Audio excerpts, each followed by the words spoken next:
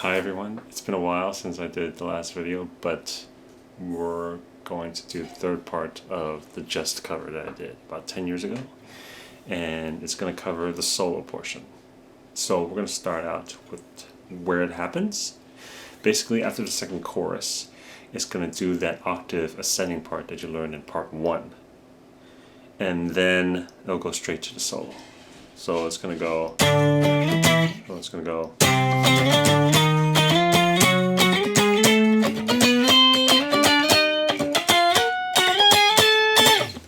and then the solo happens here.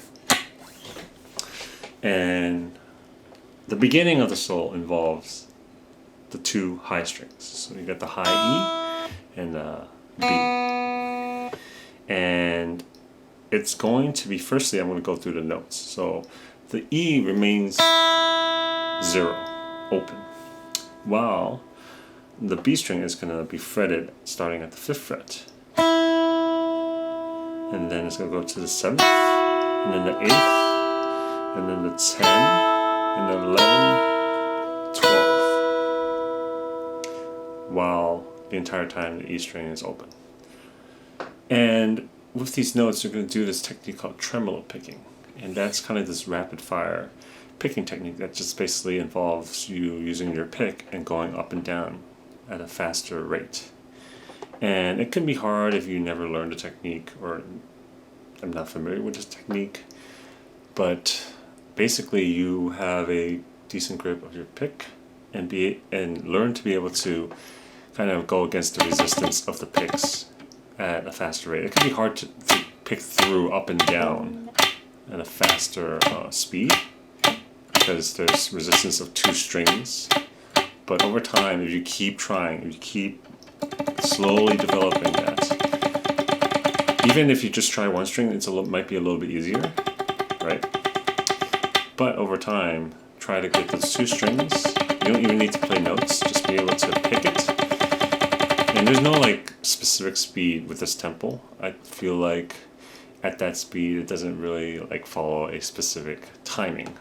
So sometimes, if you prefer, you could do it at a kind of a medium tremolo pick speed or go faster if you want. And basically it would sound like this. Right? And in terms of the switching of the timing, it's going to be starting at the 1 count on a 4 count, 1, 2, 3, 4. You're going to do a 1 and then switch to the next note at the 4 and then the 1, and then at the 4 and the 1, and then you skip the next 4 and go to the 1. So it's going to be slowed down. 1, 2, 3, 4, 1, 2, 3, 4, 1, 2, 3, 4, 1. Normal speed is going to go 1, 2, 3, 4, 1, 2, 3, 4, 1, 2, 3, 4, 1. And when you get to that 1 on the 12th fret, you're going to go a full 1, 2, 3, 4 before getting to the next part. So 1, 2, 3, 4, 1, 2, 3, 4, 1, 2, 3, 4, 1, 2, 3, 4, next part. And the next part is another kind of weird technique. And it will involve the B string and the G string. And basically the fretting has sort of this same shape throughout. You're going to have the index finger planted on somewhere on the B string, and in this case it's going to be 12. And 2 frets over on the G string, 14, with the ring finger. So you have these 2 notes. And it doesn't sound right. The reason why is that there's going to be bending involved with the ring finger at the 14th fret. And basically what's going on is that this note on the G string is 2 semitones down from the 12th fret on the B string. And what you're going to do is you're going to bend this note on the G string 2 semitones up to equal the note on the B string. So here, I'm going to try to sound it like this. So you can hear that it's a little bit off. The reason why is that bending requires a lot of precision. You could bend it to exactly any sort of tone you want. It could be just flat of this note, or you could be too sharp, but you want it to be equal as much as possible. So basically the timing of the bend is when you pick it, start bending. And basically it's going to be the same pattern except on different frets. And the pattern here is using the index finger on the B string to dictate what to fret on the ring finger for the G string. So you're going to firstly do 12, 14, and then 10, 12, that's 2 frets over from 10. Then 8, 2 frets over is 10. Then 7, 9.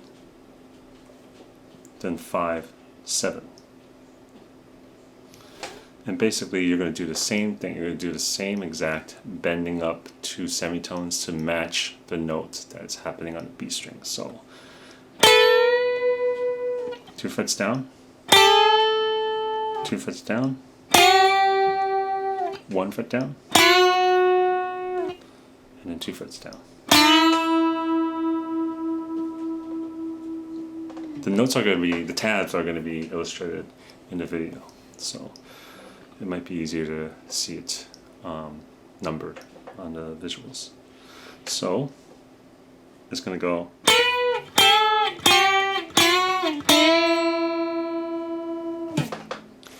And then the next part involves octave chords like you learned in the first part. And in this case it's going to involve the high E string and the G string. And in this case, octave chords happen in the same chord shapes. You're just moving around frets. And basically it's going to be the index finger on the G string and then 3 frets over with the pinky on the high E string. And basically it starts with the 9 on the G string and then the 12 on the E string. So to repeat, an octave chord consists of 2 of the same notes, except one is higher than the other. Same notes. In this case, it's an E. And so the first note is a 9, 12, and then it's going to be 2 frets down, 7, 10, and then 2 frets down, 5, 8, and it's going to sound like this. And then it's going to repeat, but except you're going to start back up on the 8th and the 11th. And then go 1 fret down, 7 to 10. And then down 2 to 5 and 8. So it's going to be. So it's going to be.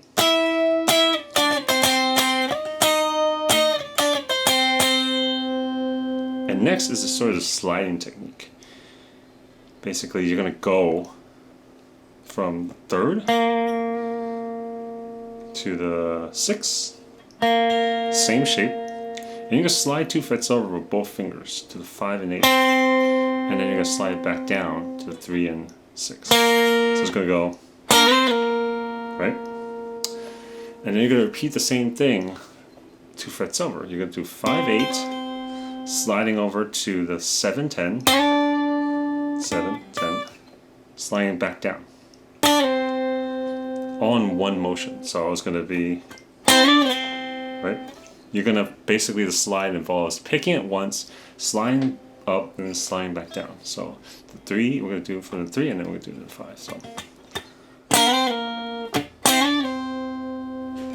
So in that sequence, it's going to basically go.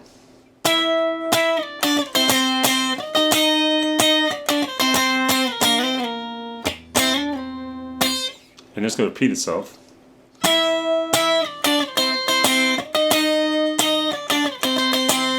And then to end it here, you're going to do what you did in the pre-chorus.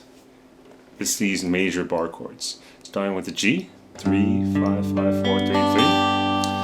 Down, semitone down to G flat major, 2, 4, 4, 3, 2, 2. Down one more semitone to an F, 1, 3, 3, 2, 1, 1. So it's going to go.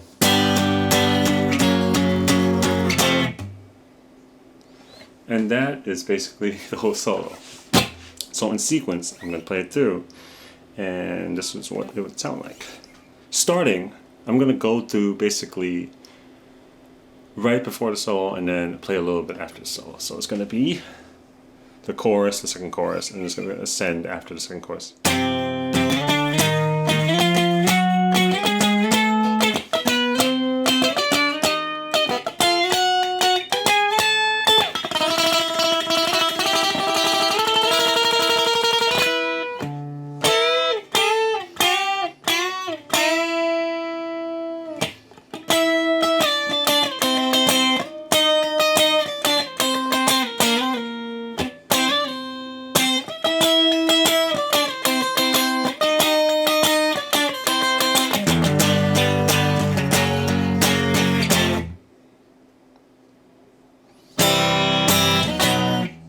Oh, I misplayed it.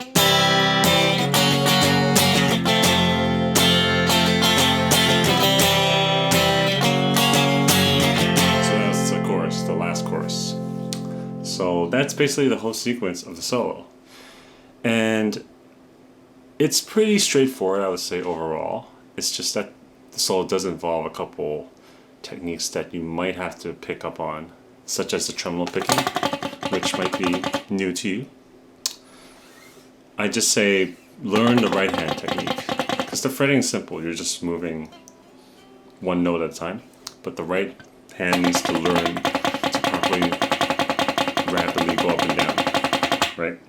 And be able to get through the string without much resistance, because I think in the beginning it might be kind of hard to pick through, but when you do it enough, you kind of get familiar with that. And then there's the bending technique, right? Bending the lower string into the note of the higher string. And I would say one vital tip is the ring finger is the one that's kind of leading the bend, but it's the strength of only one finger. So what you have here, as you can see in this visual, is that the middle finger is unoccupied. Basically what you could do is use that middle finger on the same string, on the G string, and bend up with the middle finger, the ring finger. And you have basically the strength of two fingers to bend. It might be easier than just the one finger, because one finger, it might take a lot of strength, but when you have two fingers to bend up, it's so much easier. And just work on precision, because you're supposed to bend it to a certain extent to get that exact same note, right? Just really kind of carefully look over where you're bending up, how far you should bend up. And it's going to hurt if you're not very familiar with bends, but just practice. Practice that left hand and use that middle finger as more leverage. And then octave chords, I think I forgot to point this out, but octave chords can be tricky when you're picking and you're like, well, there's like other strings in the way, right? And I'm picking through them. How can I like avoid making unnecessary sounds? Like in the beginning where it goes, right? And what you have to do is basically use this left hand to mute any unnecessary strings. So for example, you have in the beginning the A string, right? And the G string that you're trying to fret, 3 and 5, right? And then there's all these 4 other strings that are unnecessary to pick through, and the thing is you're strumming and you're just thinking, how am I going to avoid accidentally strumming these other strings? And the thing is, you strum through it actually, you strum through these other strings. And the key here is to use your left hand to mute everything else. And basically what I mean is that you're going to touch the other strings, not fret down on them. You're just going to touch them. And by touching them, you're muting it. You're deadening it. Deadening it. And that creates sort of an effect that's basically just hearing the pick of the string, but not a note of any sort. And you can tell by the way I position, you just kind of have to like kind of slowly place your fingers and kind of find your way. and you can hear that the 4 other strings are kind of dead.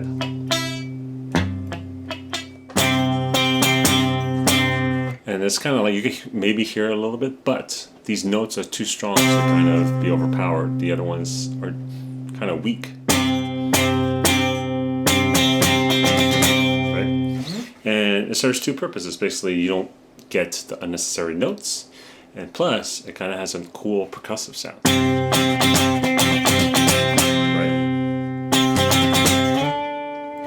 And what I do is I use the index finger to mute for these strings that are involved, the A string and the G string. I use the index finger to mute both the low E and then the D string.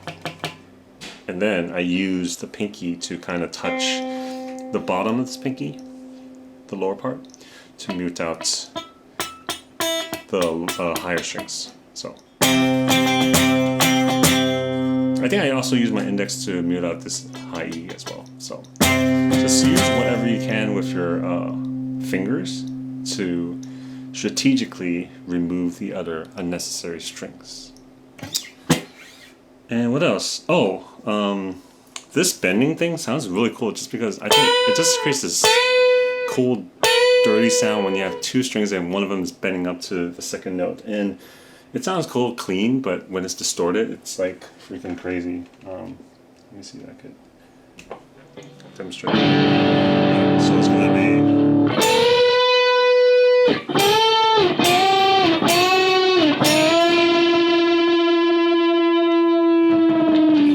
Pretty cool, huh? So learn that. It sounds so rad on distortion. So I think that's gonna be it for now.